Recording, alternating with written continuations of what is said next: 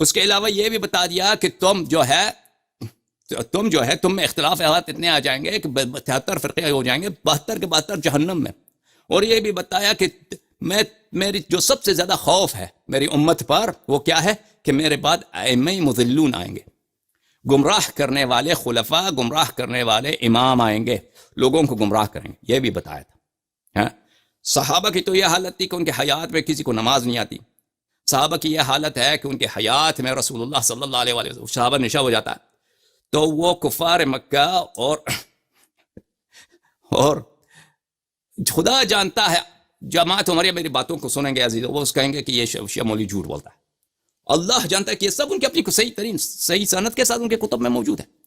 صحابہ کی یہ حالت ہے کہ شراب پیتے ہیں، مسجد کے سامنے نشے ہو جاتے ہیں، رسول اللہ صلی اللہ علیہ وسلم آتے ہیں، لوگ شکایت کرنے کے دیکھیں یہ آپ کا سسر کیا ہے، نشہ ہو گیا. آگے دیکھتے ہیں کہ یہ سسر نشہ ہو گیا. یہ شعر کہتا ہے کس کی شان میں؟ وہ مشرکین کے سردار جو بدر میں مرے ہیں ان کی مرثیہ خوانی کر رہا ہے، ان کی شان میں شعر کہہ رہا ہے. صحابہ کی یہ حالت ہے میرے عزیزو کہ رسول اللہ صلی اللہ علیہ وآلہ وسلم غزوہ تبوک سے واپس آ رہے ہیں، فرماتے ہیں کہ یہ پانی کا چشمہ آ رہا ہے، یہاں پہ پانی پینے کے کوئی نہ جائے. یہ میرے کوئی سنتا ہی نہیں ہے، جب تک میں یہاں پہ اتر نہ جاؤں پانی نہ اٹھاؤں، کوئی نہ، سب جاتے ہیں. الٹا وہ چلو پانی پیاس لگی تھی. رسول اللہ صلی اللہ علیہ وآلہ وسلم کو قتل کرنے کی کوشش کرتے ہیں، قتل کرنے کی کوشش کرتے ہیں. نام بھی معلوم ہے کہ کون سے تھے، ٹھیک ہے نا. رسول اللہ صلی اللہ علیہ وسلم بستر بیماری میں ان کو گالی دیتے ہیں کہ یہ جو ہیں کیا کر رہے ہیں، نستجیر باللہ نستجیر باللہ. اگر لازم نہ ہوتا، ضرورت نہ ہوتا تو میں نقل نہیں کرتا یہ اتنے سخت جو جملے ہیں حد کے رسول صلی اللہ علیہ وآلہ وسلم کے. پاکستان میں پرچے کرتے ہیں کس بات پر کہ جو یہ شخص رسول اللہ صلی اللہ علیہ وآلہ وسلم سے کوئی بے-احترامی کرے تو اس کو کیا کہتے ہیں، بلاسفیمی ایکٹ ہے وہاں پہ، اس کو ارتداد کے طور پہ یا سب رسول صلی اللہ علیہ وآلہ وسلم پہ جیل جاتے ہیں. جیل میں کتنے سال رہتے ہیں، پھر آخر میں پھانسی بھی ہو جاتا ہے. تو سب سے پہلے پرچہ عمر پہ کاٹو، تم صحابہ پہ کاٹو. وہ بخاری کی حدیث تو بھول گئے عزیزو. تو جب یہ حالت ہے کہ رسول اللہ صلی اللہ علیہ، نظریہ خلافت بتا رہا ہوں، حالت مسلمانوں کی کیا ہے عزیزو. رسول صلی اللہ علیہ وآلہ وسلم کو پتہ ہے کہ میں دنیا سے جانے والا ہوں. رسول صلی اللہ علیہ وسلم کو پتہ ہے کہ میرے بعد امت میں شدید اختلافات آئیں گے، کفر کی حد تک کہ اکثر امت کافر ہو جائیں گے، صحابہ جہنمی بن جائیں گے. رسول صلی اللہ علیہ وآلہ وسلم کو پتہ ہے کہ ان کے بعد جو خلفاء آئیں گے وہ خلفاء شیطان ان سے بہتر ہوں گے، یعنی یہ بھی پتہ ہے. اور رسول صلی اللہ علیہ وآلہ وسلم کو یہ بھی پتہ ہے کہ اختلافات کا اساس مسئلہ امامت، مسئلہ خلافت پر ہے، مسئلہ امامت، مسئلہ خلافت پر ہے. اس کے علاوہ میرے عزیز قرآن بھی جمع نہیں. حالت یہ ہے کہ قرآن رسول صلی اللہ علیہ وسلم دنیا سے چلے گئے، یہ بھی حکم نہیں دیا کہ قرآن جمع کرو. قرآن بھی متفرق، کہیں کسی کاغذ پہ لکھا ہے، کہیں پتے پہ لکھا ہے، کہیں درخت پہ لکھا ہے، کہیں ہڈی پہ لکھا ہے، کوئی ایسے قرآن کے آیات ہیں کہ کوئی لکھے بھی نہیں ہے، ٹھیک ہے نا. حدیث تو تدوین ہی نہیں ہے، سنت تو مدون ہی نہیں ہے. اور بس اتنا فرمایا ہے کہ مجھ پہ جھوٹ نہ باندھو، مجھ پہ جھوٹی احادیث نہ بنایا کرو. اور یہ بھی بتایا کہ میری حدیث تم نہ لکھا کرو. اس حالت میں وہ چلے گئے، بس بتایا بھی نہیں کہ کیا کرو.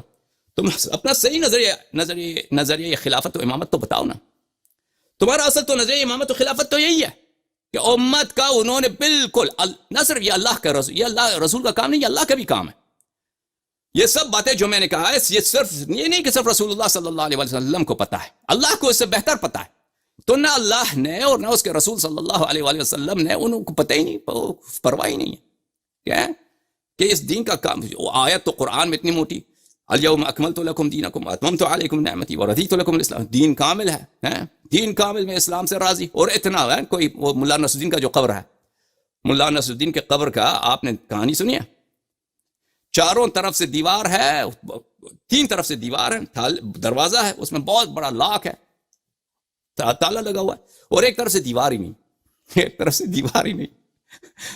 یہ تو کون سی الیوم اکملت لکم دینکم، اس سے بڑا اسلام کے دیواروں میں اس سے بڑا اتنا دراڑ کہاں، بلکہ ایک سائڈ سے دیوار ہی نہیں ہے.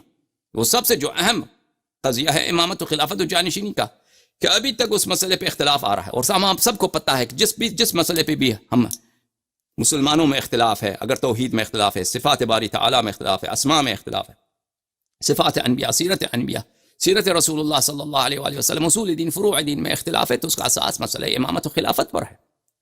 تو اس مسئلے کو تو ادھوری چھوڑ دیا نا. کوئی دیکھو یہ کہتے ہیں کہ ہمارا عقیدہ یہ ہے کہ امت اختیار کرتا ہے، جو سب سے اچھا ہوتا ہے امت راضی ہو جائیں گے، کسی سے بیعت کریں گے.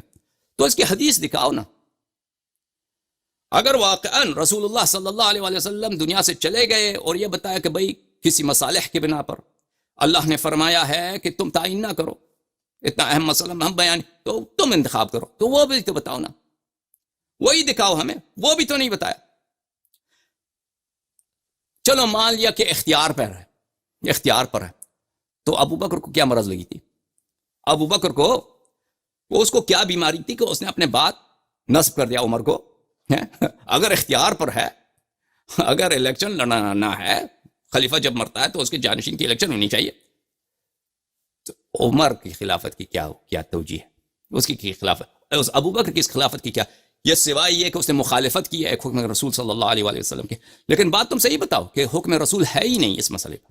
بس کلی آیت ہے وَأَمْرُهُمْ شُورَىٰ بَيْنَهُمْ، مسلمان آپس میں مشورے کرتے ہیں. وہ تو مشورے کرتے ہیں.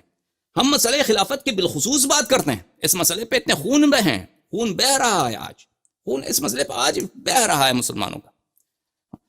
ہر لوگ اتنے گمراہ ہو گئے. کیوں؟ رسول اللہ صلی اللہ علیہ وسلم سے آپ کے پاس کوئی حدیث ہی نہیں ہے. ٹھیک ہے نا؟